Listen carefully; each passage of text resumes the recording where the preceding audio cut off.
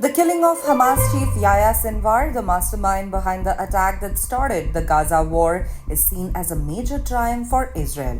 But Israeli leaders are now looking to achieve strategic gains beyond military victories, aiming to reshape the regional landscape and protect Israel from future attacks.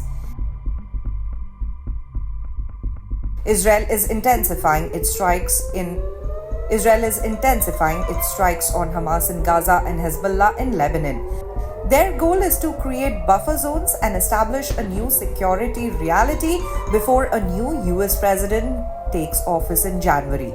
Sources close to Israeli leadership say this move is part of a broader effort to weaken Iran and its regional allies. As the US elections approach, President Joe Biden is expected to use Sinwar's death to pressure Israeli Prime Minister Benjamin Netanyahu to de-escalate the war.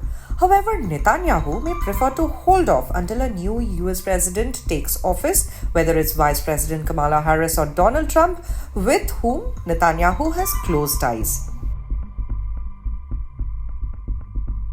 Israel has launched a ground offensive in Lebanon aimed at pushing Hezbollah 30 kilometers back from its northern border.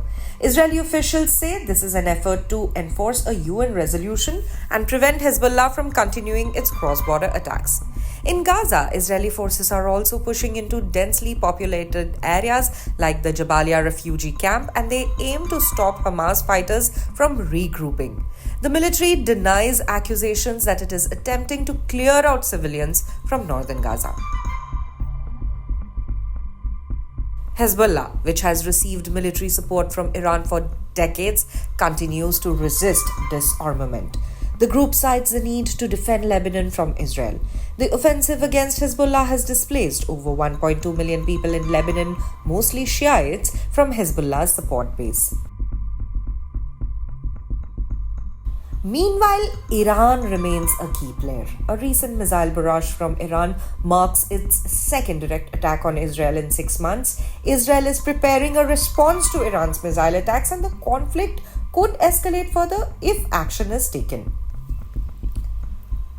On the other hand, the United States remains Israel's key ally, supplying weapons and supporting campaigns against Iran-backed groups like Hezbollah and Hamas. However, tensions between the two countries have grown. Washington is pushing Israel to improve humanitarian conditions in Gaza, limit airstrikes on residential areas, and consider ceasefire talks.